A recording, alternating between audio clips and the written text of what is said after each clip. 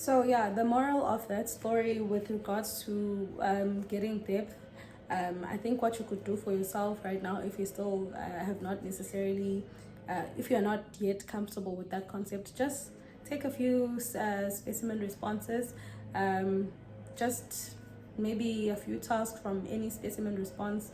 Just follow through the process. Go, you look at the related pre-release information. Look at the the IOD, and look at how it was then responded to, and then just read the specimen response holistically and see how they got there. Like, get a feel of the specimen response, and get a feel of how it should sound, like what is a complete response, or what is a response that should give value, what it should be phrased like, or what it should sound like, what elements should it have. So yeah, that's what I would advise on that. If you are still not yet comfortable with that concept, just read the specimen responses right now and get a feel of it. So then the last aspect that we will cover on the it's not the last aspect. I'm still going to take you through just what is part and parcel of my my template. So the audience or the tone, how then do you address or provide the tone that is appropriate for the audience that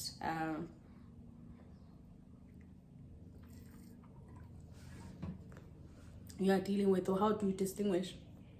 So basically,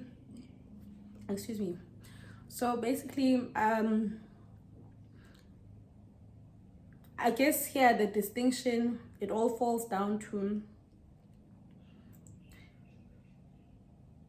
this: is this person clued up on accounting? That's the first aspect that you should look into, or should help you determine how then you should provide your response. That's if there was ever to be a mind map or of some sort, or diagrammatic expression, diagrammatic flow of how what would determine your tone. In my mind right now, I'm just thinking about it right now, I'm winging it, so I might not get it together like perfectly, but I hope you'll get what I'm trying to say. So if my first question would be, is this person clued up with accounting, or do they have accounting background? So it's yes or no. So if you are on the yes side, then you ask yourself, to what level? So is it are they is this side dealing with the CFO, who would maybe be a CA themselves, or but they have the accounting background or whatever? So if you're dealing, is it at an advanced level? Then if it's a yes or a no, né? So if you're on an advanced level and so as I just said it as an example, maybe a CFO who's also a CA, then your tone should be you more high level, as in like you can be very you can use accounting jargon there, you can use accounting references, you can refer to standards by saying maybe as per IS 16 on the cost capitalization, not cost capitalization, cost to capitalize for PPE or whatever. So there, that person, if you are referring to IS 16, they know what you're talking about, but you would then just stay to it's PPE, just further elaborate to say, just for the sake of, because now you are providing a response for the APC. So you would then just for further clarity say IS 16 PPE cost capitalization, whatever. So it can be high level, you can use accounting jargon, you can use accounting references, you don't have to further explain you don't have to go into basics with it. So you can just explain as though you were explaining to your fellow mate right now, your mate now, your whoever you, when you are in a group discussion or whatever, you know that we are all clued up and what's or not. So that's our advanced level person with accounting background. So accounting background but not an advanced level, there I would still go further to say, are we but is it basic level? Because now I'm thinking, let's say the task is with regards to you are reviewing the work that has been performed by a first year trainee as compared to reviewing a work that has been done by a third year trainee. Your tone would be different, as far as if they say now provide also some guidance to that person as far as how then should they approach or as far as how they did this task or how they should approach it going forward. How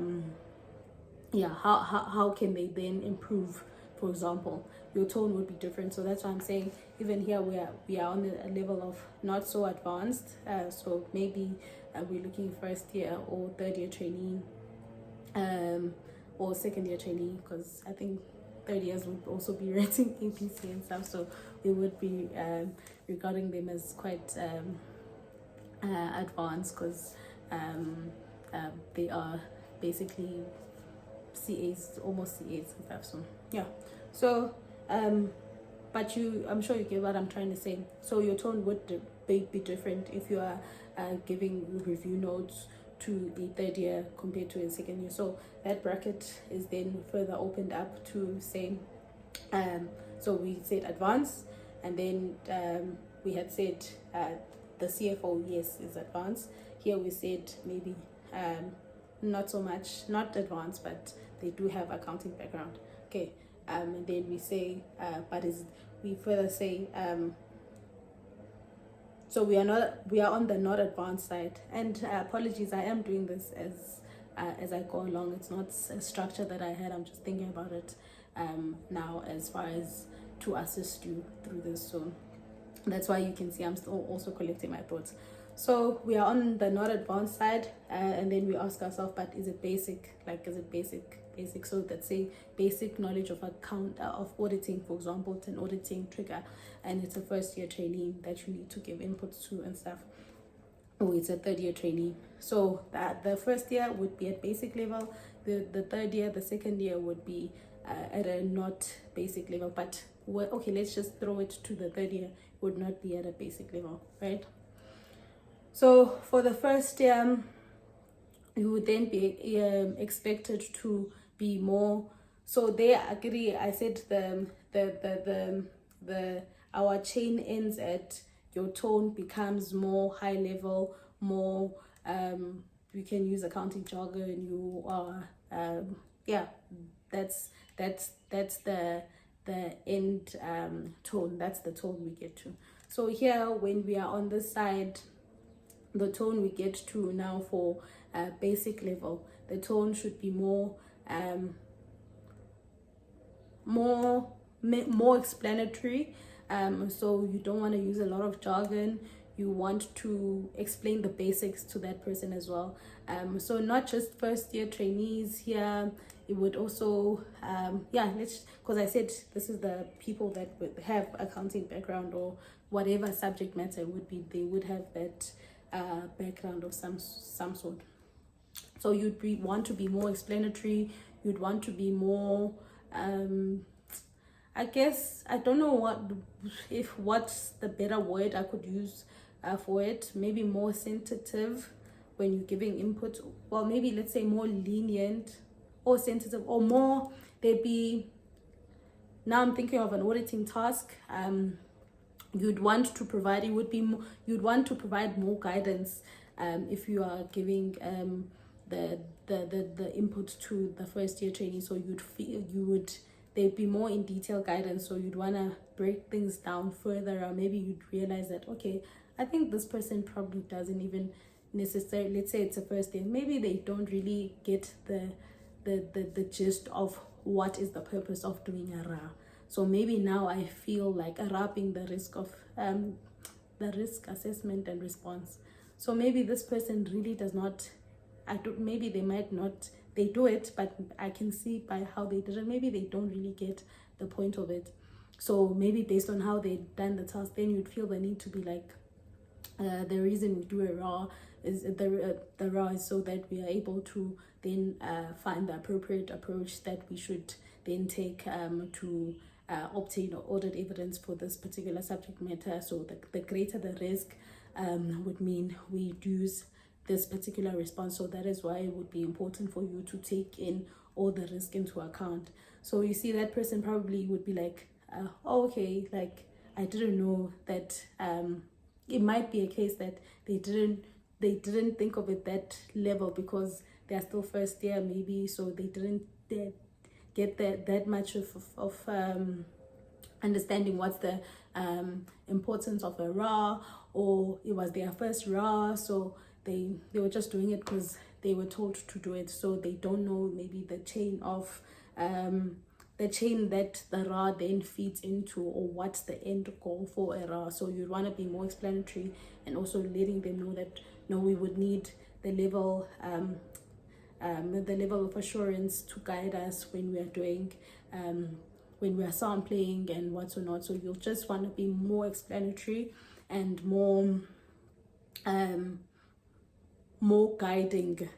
If it's I guess if it's a person that has accounting background but at more of a basic level, maybe as far as the task is concerned, as opposed to, let's say it's a third-year trainee, you see that they did the raw, they had a few errors and stuff like that, would be more of a case of chances are it was by error, they forgot, but the expectation is this person knows a raw, they've been doing it for a long time.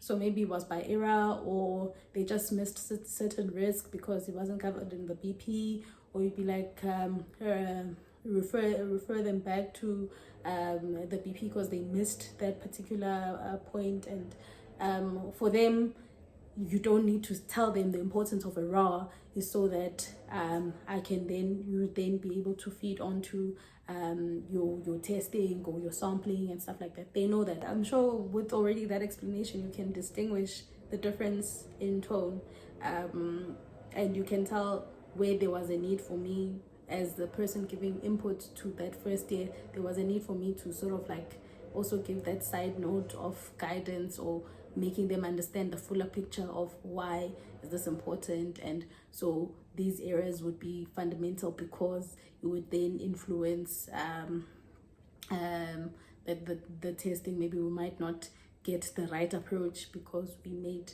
this error and what's or not, and just give them a better understanding as well as how it feeds into the whole process. Unlike with the third year, it's a matter of it's not as much guiding them, but it's more of you are just spotting out, and even to you as a reviewer, it's more of you spotting out errors and you just assisting them to correct. So it's not it's the expectation is that they do know how to do these things. So the tone is more like next time just okay, you forgot this reference from the or whatever. It would be more of it would be more of I know this person knows this, so I just need to nudge them. You missed these certain aspects, but the part of me explaining why is it important was not really necessary. I hope you get that part. So those are my people with accounting knowledge. Then we have, does this person have accounting knowledge or have knowledge of that particular subject matter? Let's say we are dealing with the board members, or who some of them have engineering background or what's or not, and I'm expected to address the board. My mail or my response or my memo is directed to the chairman of the board, for example, and maybe that person just has engineering background, or I don't know, any other sphere that is not necessarily accounting. So there, I would not necessarily just say as per IAS 16, for example, there I would want to sort of explain that I'm getting, it would be more of, they must know that I am getting this information that I'm telling them from an accounting standard, IAS 16, for example. But it's not more of it's not more of just stating, as I would just state there, to the CFO that it's as per IAS 16. So with the board, it would be more of, I'd feel the need to, I wouldn't be able to use accounting jargon, that's one, unlike these people. I would, these people being the people with accounting background. So I can't, here I can't now apply accounting jargon to them when I'm speaking to them. So to them, it's more at a very basic level, more basic than even a trainee, because a trainee would have accounting background. But for them, those, you'd see that those tasks would not normally be auditing tasks. They would normally be, if the board is concerned or other audience is concerned, chances are would not necessarily be the board. But in any case, whether it's auditing or not, with them, you'd want to be more more basic. So you want to even be, but now what's different between the tone to the chair of the board as opposed to the first year trainee, because I did say you would be guiding them, you would be at a basic level and what's or not. Here it's still, you still want it to be at a basic level, but you do not want to sound like you are providing them the same nurture, for a lack of a better word, the same nurture that you would provide for a first year trainee. Here it should be professional, but basic. So your tone should be direct, so not more of trying to guide and nurture as you would for a first year trainee, for example. Here it would be more of the accounting standard, IAS 16, for example, makes reference of cost capitalization, which requires us to capitalize costs that were incurred costs that were directly incurred to bring an asset to its condition and to a condition and position of use.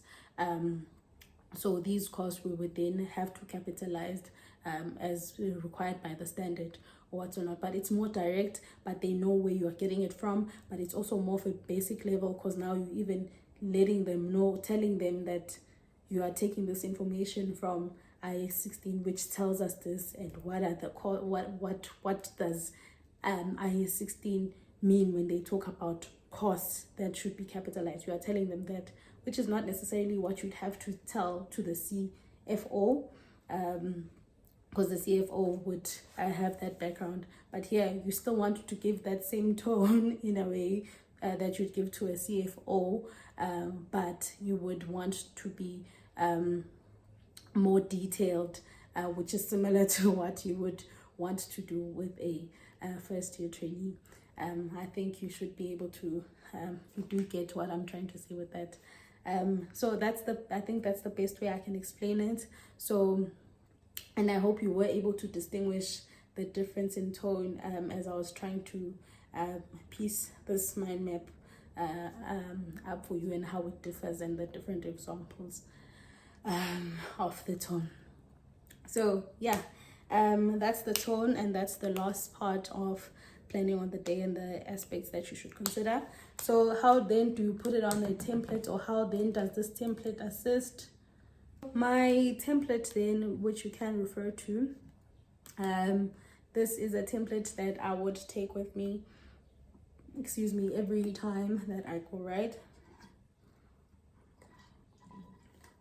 But of course for you, this is, you can take with you this very last time that you go write. So it just saves time actually, because it would in essence be aspects that you should cover even if you are planning on a just a 72 page, no, a 4 page and yeah, if you're just planning there and what's this, just winging it, this just provide more structure for you to plan. So you'll see number one, it's a table. I just said table. I didn't know whether to say tabular or to say table. But in any case, it's a table. So I have number one, trigger, task A. So it has trigger and it refers to the task. So I listed all the tasks, just saying task A to, I think it's 2I if I'm not mistaken, but the generic number of tasks, I think I said 2I if I'm not mistaken. And then number two is how has the issue evolved. Then I in brackets you'll see it's written context of the pre-release information and IOD. So I'll just be noting how has the issue evolved from pre-release information to IOD. Maybe in pre-release information they had said, as the example that I'd given before of the bursary schemes, maybe now we get to the IOD and they tell us there's a loan portion as well. So you get there, and that's how the issue has evolved. There's a loan, it's not just the full bursary, there's a loan and a bursary portion. So that's what you'll note on that number two, quick hand, as far as that's how it has evolved. Then number three is planning the task, and in brackets it's expectation table. So now this is where you note what you must ensure you have when you come back to write. So this is the crux of your planning and the crux of your this whole thing. Basically, this is what you come back to and delve deep into. So when you plan the task or set out your expectation table, so that's number three. I'm jumping ship by explaining too deep what you have. I'll come back to that. Then you'll see there on plan the task at the bottom I have audience and format. And then number four, it's tick aspects covered, and then I have the last column being time. So how then I use this template is that when I get my IOD, which would then I'll come with the task and stuff. So what would happen is that, okay, in this first hour where I'm reading, I first read, in this hour I read and plan. So I first read high level, quick, like to get a feel of the whole case study, of the whole IOD. And IODs are not normally quite long compared to the pre-release information. So you should be able to read at that high level quick, maybe at most 30 minutes or at most 30 minutes, but it could be significantly less if the IOD is not that long. You read high level, you go through it, then you come back after you're done with that. Remember, you are cognizant of time, so you've set yourself that this should take you an hour. So in that time column, you come back. Okay, let me not mix things up. So you've read high level, right? Then now you read the first issue or the first trigger or the first part of your IOD that would contain your first task and your first the first trigger, the task related to the first trigger. I don't know. Yeah. So you go into it, then you determine that task A deals with bursary schemes, for example. So that would be under number one, task A. You would then write it's the bursary scheme, so you already know what's on your file because you flagged it. You flagged your file again, and it's nice and it's ready for you to utilize. You know it's okay. So that's my focus area for now. It's that particular flag. So you're just basically noting it's bursary schemes. Okay, you've told your brain that's where we're at. Sharp. How has the issue evolved? Quick hand. This is when you're reading the second time again.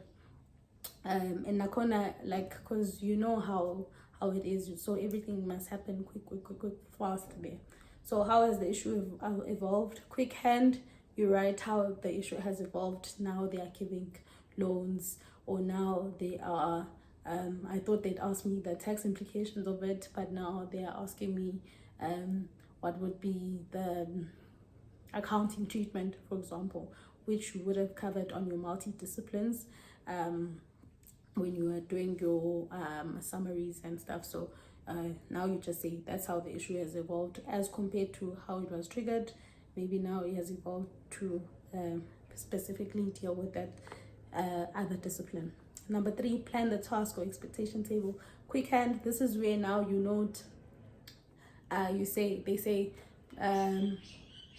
provide the accounting implications or what or not. That's what they would have stated. They give you the whole story, and then they say the accounting implications. Then that's where you note, okay, on that planning or expectation table, you note number 1, they said I must give accounting implication, and then maybe they said journal entries. You also state, you then quick hand put there on that expectation table. So number 1 is, okay, they want accounting implication, but must make sure that I do show the journal entries. Maybe they would have also said also list other considerations, so you also note quick hand other considerations or whatever. So you basically just, for me, what expectation table ended up being, I know it's much more than that, but how I would have utilized it, or how I did it was basically, I list whatever they had told me is the task that should be done, is basically listing what are the elements that they want me to cover from that task. So if they've given me a whole straight line of they want this, maybe a whole paragraph of they want accounting implication, they want journal for me not to include journal entries, they want me to so maybe it's a matter of, you state the accounting implication, you provide the journal entries, you also give other considerations. So for me, it's just to take all of this, however they've written it, and then just listing it down. That's my expectation table. That's what they expect me to cover. And then, yeah, in essence, that's what I would write on my expectation table. And also beware, as how they always tell you, even on the board courses, should there be anything that doesn't sit well with you, or that you think, okay, maybe it might be an ethics concern, or might be something that you need to address, but they did not necessarily directly trigger it, but it just doesn't sit well with you and it's not right. Most of the time it would be an ethics concern. Also note that as part of the expectation table that, okay, I must come back and address this particular thing that they said they'll give the bursaries to only the child of the director, for example. I don't know, just as an example. So maybe they were just stating, and then they said, then they just didn't sit well with you, that why is it only the child of that director that will get the bursary or whatever. Just hear what I'm trying to say. And then laptop has switched off. Yeah, and then you have number 4, which is tick the aspects that you've covered. You'll come back to that when you are done with the task. But time, because now you've done your expectation table and you've got the feel of the task, because Akira, you first read the whole thing, and then you come back just to read this part, and then that's what it is informing your expectation table. So now, because you've done that, you have got the, and you there at the bottom there, it talks to audience and format. So at the bottom where I have audience, then you'll just deal that this is directed to the CFO, so you just say audience CFO, and perhaps you'll note that in brackets, that the tone should be formal and at an advanced level or whatever, but at a high level, so it doesn't need to be too detailed or too that you need to try explain a lot of things. They would understand. So you just note that, okay, advanced or whatever the tone would then be. Then you say format on that format part, you then just say they want me to, it's just an email, for example, or they want a report, so you just state report. That's all you say then. Okay, cool. And then time, as I said, you've got the feel of everything now by doing that expectation table. So professional judgment, you've determined this should take me 40 minutes. So you will write there under time 40 minutes. And for me, I wouldn't just write 40 minutes, but I would also know that, okay, we are starting at 9.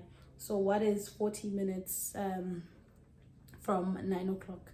So I'll just say, I'll write down 9 to 9:40. So I'll make sure, so that will just also help me to keep record of when is my 40 minutes ending. So because I mean you'll be checking your time constantly. So for you, I think it would be important to write, not just give the duration, but also give the where does that time start and end, where does that duration start and end. So from 9 to 9:40 done, né? So that you know by the time it clocks 9:40, whether you are done or whether whatever, you must be gone from that task. You must run, you must go to task B, do the same. Yeah, that's what I'm trying to say. So task B, you'll see also, just if you're looking at the table, you're getting my flow right now. Task B, you do the same thing. You write what's the audience, the format, everything. You give it with the time. You also state the time, the range that duration must fall into. So if your previous slot ended at 9:40, this one should start at 9:40 to whatever period that you've determined. Let's say you said 20 minutes, so it will be 9:40 to 10. That's what you write as your duration. But you are doing this during during planning, by the way. I'm still doing the planning part. You're writing this, you're quick. It's just within that first hour. So you go to task B. Yeah, you go to the next page and say, okay, task B is now triggering this particular aspect. You do the same thing that you did there. You give it the time duration that, okay, I should start from 9:40 to 10 with this one, and you have written everything that is relevant there. So when it comes to then now performing the task or doing the task, this is your best friend. This template, you just pull it out, put it next to you. You are looking at your IOD, you're looking at your case study, and if it is one of those the tasks that actually had a specimen response, or that trigger that had a specimen response, the specimen response is also it's somewhere close by next to you as well, so that you will also be able to guide your response. So as you are providing your answer, you are referring to this expectation table. You have quickly just perused the specimen response again, just quickly, and not in detail, and because you've done it already, you've went through the specimen response already, so now it's really not in detail. You're just looking at it to get a feel, then you provide the response appropriately in the appropriate tone to the based on the audience, and sticking to the time, right?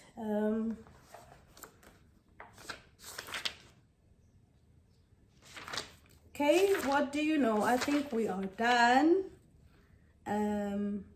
Yes, we are done. Okay, yeah, we are done. I guess that's the end of this series. Okay, guys, all the best. I really wish you all the very best with the assessment ahead. I really believe in you. I really hope that you believe in yourself too. I did state this on my LinkedIn the other day, where I normally post on LinkedIn first. I think, no, not really first, but in any case, I would put a post on LinkedIn when I release a video. So I did write in one of the posts that you need to believe in yourself more than anything and more than anyone else. So I need you guys to believe in yourself more than anything and more than anyone else, and just believe that you can do it, because you can do it. And from my side. Thank you so much. Thank you so much for allowing me into your space during this quite stressful period. Thank you for engaging with me. Thank you for thank you for accepting my offer to be your APC mate. And I hope that we were able to derive value from these sessions, and that you are able to, have one or two takeaways that you then will be able to apply, and were able to apply during this whole duration. And thank you so much for engaging with me, because I did get a number of messages on the side as well, not just on the comments. As I said initially, those are still welcome before you get your pre-release information. After that, don't even talk to me. So don't talk to me during the 5-day. Don't ask me anything. Like, I think with all these videos, I have done my best to try and equip you with whatever knowledge is within this gear, or the 2 cents that I have, that you can still, luckily, because it's on YouTube, so if there's still some assistance you're not sure, or something that you're not sure of, or some assistance that you need, you can just go back to the video and watch it. So you'll not be engaging with me directly, but you'll have what you need. And I think we were I hope you get where I'm going with this. So even though we're not allowed to engage, you'll still be covered, because you'll be able to engage the content. And I really tried my best, and I really enjoyed doing this, even though it was harder than I initially thought. Well, just a bit tougher, because I had to go back to my APC stuff, and I'm 2 years 2 years free from APC, but I needed to still go back and go over stuff and material and plan and whatever. But I enjoyed it. And as my sister said, nobody asked you, so you shouldn't be complaining. So and I'm not complaining, I'm just saying it was just a bit more than I thought it would, as far as effort is concerned. But I enjoyed it. That's why I even gave that much effort. And I just really wanted to be able to provide what I wish I had, I would always just wonder, why isn't it a click away for me, certain things, and why are certain insights, but you get what I'm trying to say. So, but I hope that also when you have completed your APC, which is just a matter of now, that you also pay it forward, and whether it's just that one other person, or that you work with, or somebody that you know, or your organization, or a YouTube channel, let's give people more options. Let's don't let people struggle after you've went through something and were able to be successful. So whatever you wish you had, do that, and it will be worth it. It will be worth it, as in it's so satisfying for me to be able to do this, because I feel like there is some value that I'm giving. I hope there is some value that you took as well. Enough care from me. All the very best, and you can do this, and let's go get it.